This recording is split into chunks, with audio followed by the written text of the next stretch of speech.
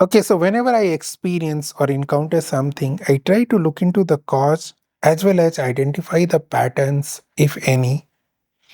And in last couple of years, I have identified some patterns based on which I am forced to believe that any creative undertaking should not be based on checklists. Of course, I am not against checklist. It's good to get some kind of reminders time and again, something like to-do list. But we cannot live our life with to-do list. We can define everything with the to-do list. We are human. We are having our own intelligence. We are not robots. And software development is one such field where checklist-driven development is doing more harm than good. Now, I have to explain why I am saying so, but let me share one experience, okay, so that I can set this particular context clearly.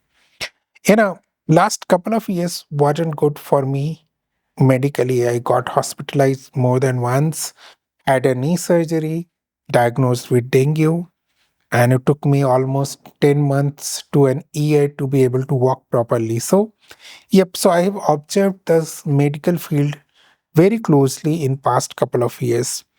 And I'm going to share one incident. It's just after my knee surgery. And that was the place I realized that maybe checklist driven development is not good. So, medical treatments, especially surgeries, are very much protocol driven. It has its own rules, regulation, laws, and protocols to be followed, and which it should, right? There is nothing wrong in it.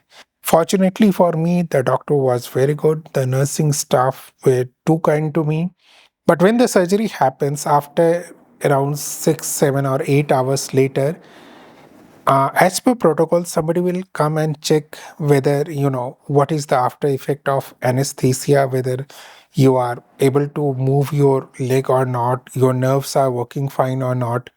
And somebody who was responsible for checking into these protocol questions came to me. And for some weird reason, maybe it doesn't happen with many other patients, but I was having lots of pain in the area where I got my surgery done. And I was very scared. And the person came to me and started asking the same protocol questions. And I told him that, I'm having lots of pain. And somehow I felt that the person was more interested in getting the answers of these questions. And it's questions like, can you feel sensation? Can you move your legs? How many times you went to bathroom or something like that, right? And after that, I felt that since the pain part was not there in the checklist, maybe not many people are getting it, it was effectively ignored. And I had to call the doctor and he gave me some painkillers after that. Now, my mind was actively working, and I realized that if I just had to answer a static set of questions, I could have done it in an iPad. Why we need humans? Even after protocol questions, the idea of sending a human is that, implying human intelligence. I'm not blaming the person, and I do believe that they are seeing hundreds of patients in a day, and maybe it was normal. Maybe some people, their tolerance level is low. He might have thought that my tolerance level is low because there will be some pain after surgery, but for me it was high. And that was the first time I realized that the way we are doing software development is highly checklist driven. Like, whether you followed coding conventions or not, you follow design patterns or not, your cyclomatic complexity is low or not, you are having small functions or not, you are having objects or not, objects are loosely coupled or not, code review is done or not. All these are what? They are just checklists. Somehow we feel that if we regulate things with rules, regulations, laws, we'll be able to get a better output or better outcome. I'm not talking about using of the system. I'm talking about creation of the system. Software development is creation of the system, not using of the system. Just like airline pilots, before flying the plane, they go through a checklist because they are using the system. For any system that matter, before using it, it's okay to have a checklist. You are not creating.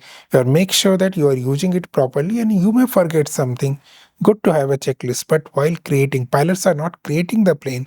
What happens with the creation of a checklist is that most people, if not all, are mainly concerned about you know, fulfilling the criteria of a checklist rather than, maybe thinking about how they are creating something which is amazing, awesome, and serves the purpose to the best possible way. Think about it, if checklists are driving the development, not your problem, then your problem is not the primary criteria. And most people think that if they follow all the checklist, even if the outcome or output is not as good as expected, you are all okay because you followed the checklist. And I have seen the cases where people, maybe not worrying too much about checklists, doing a lot of good things, they even get punished about it. I'll tell you one example which happened with me around 13, 14 years back. I have a different way of writing a software, writing code. I understand the problem, then write the solution. And at that point of time, for a particular problem, I believe I had written the best possible solution at that point of time. I'm saying best possible because I have used that solution later in different projects, in different companies. Everything turned out to be a super successful thing.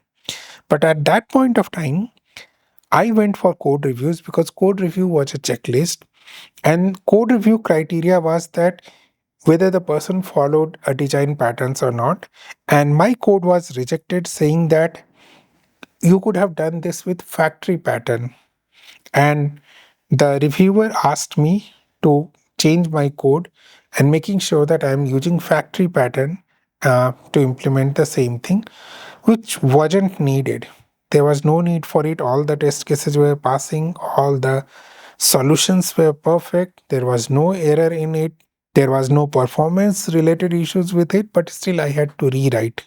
And I used to hate these kind of, concept where you have a solution and you put your problem in that solution instead of understanding a problem and creating the best possible solution for that.